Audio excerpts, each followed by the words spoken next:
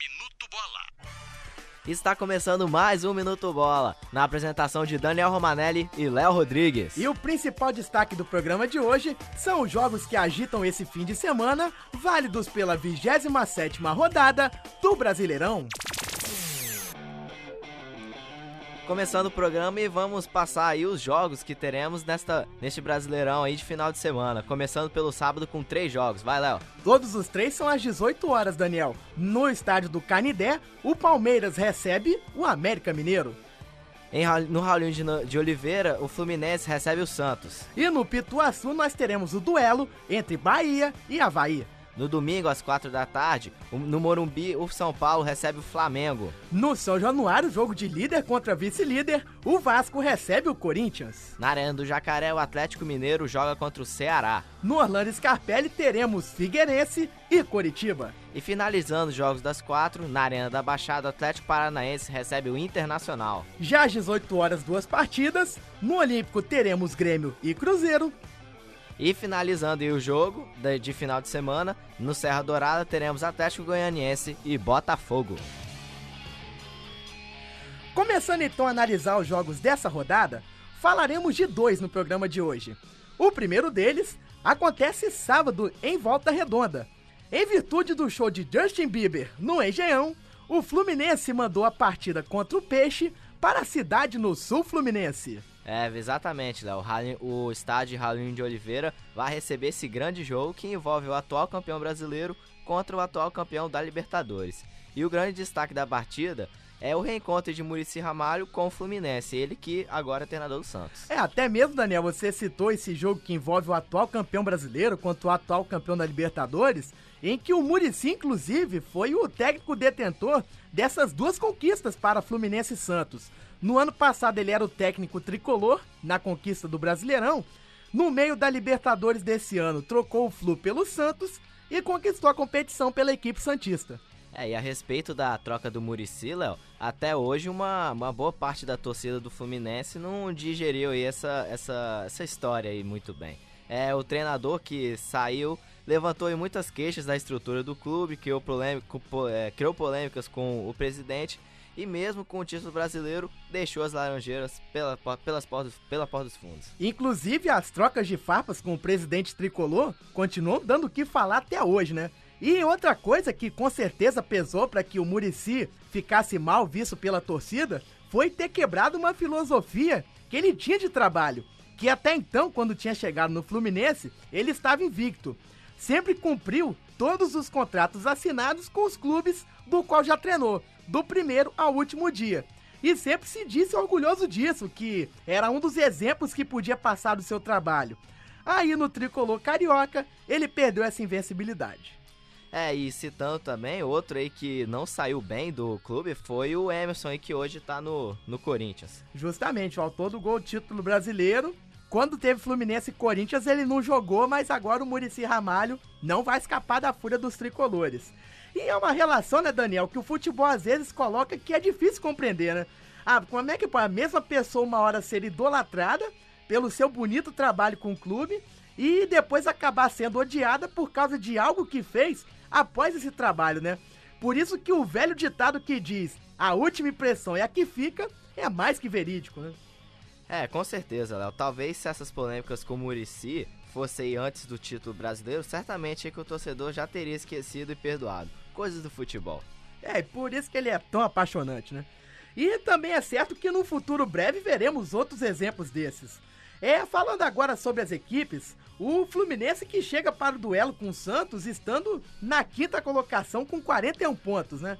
Já são 4 rodadas seguidas que o tricolor não sai desse 5º lugar. E mais uma vez é certo que mesmo que vença o Santos, vai continuar. O Fluminense continua a 4 pontos do Botafogo, o 4º colocado, e a vitória seria importante para se manter aí no G5. Já que não dá para subir, pelo menos a ideia é não descer, né, Léo? Justamente. E quanto à situação do time santista, Daniel? Olha, Léo, o Santos é o 11º colocado com 35 pontos e tá 14 pontos do líder Vasco. Já tem aí a sua vaga segurada na Libertadores, por ser o atual campeão. O objetivo santista mesmo é seguir fazendo boas partidas e convencendo cada vez mais o seu torcedor de que está em condições, né, de lutar pelo título mundial interclubes lá em dezembro. Pois é, talvez muito time não queria estar na pele do Santos pela sua irregular campanha no Brasileirão, mas já pensa duas vezes quando lembra que o Peixe é o atual campeão da América e vai disputar o Mundial no possível duelo contra o Barcelona de Lionel Messi, né? E você começou falando do Santos, fala agora do Fluminense pra gente, Daniel. Qual que é o principal destaque tricolor pra esse jogo? Bom, Léo, o destaque aí no Flu é que esse jogo aí contra o Santos vai ser o número 100 do Fred com a camisa tricolor. Outro destaque aí é que o zagueiro Gum, que se lesionou no último jogo contra o Atlético Paranaense, vai ficar aí 2 meses parado. Com isso, Márcio Rodrigues ganhou a sua... Márcio Rosário, desculpe. Ganhou a sua posição. Por fim, o volante Diguinho e o meia Deco, que voltaram recentemente também por contusão, devem começar a partida no banco de reservas. Perfeitamente. Já pelo Santos, para finalizarmos sobre o jogo, existe também uma expectativa. Se pelo lado do Flu o Fred completa 100 jogos, no lado do Peixe o atacante Borges, se balançar as redes, chegará ao 7º jogo seguido fazendo pelo menos um gol por partida. Com isso vai igualar o recorde da história do Brasileirão, olha que interessante, que por enquanto é do meia Wagner, quando era jogador do Cruzeiro em 2006. O outro destaque do Santos é que, assim como o Fred, o Borges também jogou pela seleção brasileira contra a Argentina na quarta. E os demais jogadores santistas que também estiveram envolvidos no confronto contra a Argentina, o goleiro Rafael, o lateral direito Danilo e o atacante Neymar, também estarão à disposição do técnico Muricy Ramalho. Exatamente, aí vai ser um jogão mesmo de Fluminense e Santos. Agora vamos aí pro Rio de Janeiro, ainda agora em São Januário. Uma final entre Vasco e Corinthians. Um jogo de 6 pontos, ou seja, nenhum deles pode perder essa partida, hein? É uma final antecipada praticamente, né? Porque tudo se trata de ser um jogo de líder contra vice-líder, né? Vai ser um confronto onde o erro pode ser crucial. E acredito que em bom jogo, uma boa partida, mas as equipes vão começar se estudando no começo. Léo, concordo com você. Eu acredito que os times não se arriscam muito ao ataque, né, logo no início.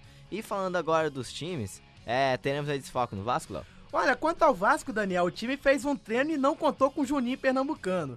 Porém, não é nada de incômodo e ele, se está confirmado, vai jogar. Na zaga, o Renato Silva treinou e também vai pro jogo. Quem volta ao time é o Alexandro, que ficou um bom tempo inativo, mas agora está confirmado contra o Corinthians. E como vem o timão, Daniel? No Corinthians, quem não joga é Emerson, que foi expulso aí no jogo contra o Bahia. Paulinho, que estava contundido e chegou a ser cortado pela seleção, volta aí nesse jogo. O artilheiro do time, Liedson, ainda é dúvida, mas tem grande chance de atuar, assim como o William também segue como dúvida. Isso quer dizer que o Adriano não vai fazer a sua estreia? Pois é, Léo. O Adriano treinou com seus companheiros, porém ele foi vetado e não participará da partida. Sua estreia está prevista aí para o dia 9 de outubro, num jogo contra o Atlético Goianiense, lá no Pacaembu. E tomara que não tenha um novo adiamento, né? Que nesse dia 9 ele estreie, porque o Corinthians precisa bastante dele. Precisa mesmo, Léo. Só resta saber onde o Tite vai colocar o jogador. Possivelmente ele deva jogar como homem de área, que é a posição do Liedson. E ele jogar pelos lados. Pode ser que isso talvez não dê certo, né? Que você concorda comigo que 2 centroavantes às vezes não se dão muito bem, não.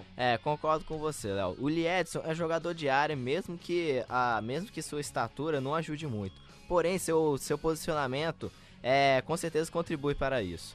Em alguns jogos pelo Flamengo, Adriano chegou a jogar fora da área e deu muito certo. Como exemplo, em 2009 o time acabou sendo campeão. Eles podem se revezar ali no ataque, né? Perfeitamente, que o Tite, fazendo um bom treinamento, consegue encaixar os dois no time. E para finalizar, fazer uma pequena situação do jogo que também teremos entre Flamengo e São Paulo, né? Um jogo que marca a estreia do Luiz Fabiano no Morumbi, que com certeza vai estar lotado. É um outro jogão aí dessa rodada de domingo. E por aqui fica mais um Minuto Bola. Agradecemos a você, ouvinte, por acompanhar mais um podcast do programa. No programa de segunda, vamos discutir sobre os jogos do final de semana de 27ª rodada de Brasileirão. Pois é, o Minuto Bola teve hoje pelas companhias de Daniel Romanelli e Léo Rodrigues. A gravação de Arnaldo Tavares, orientação e supervisão de Ézio Pessalho. Programa Minuto Bola.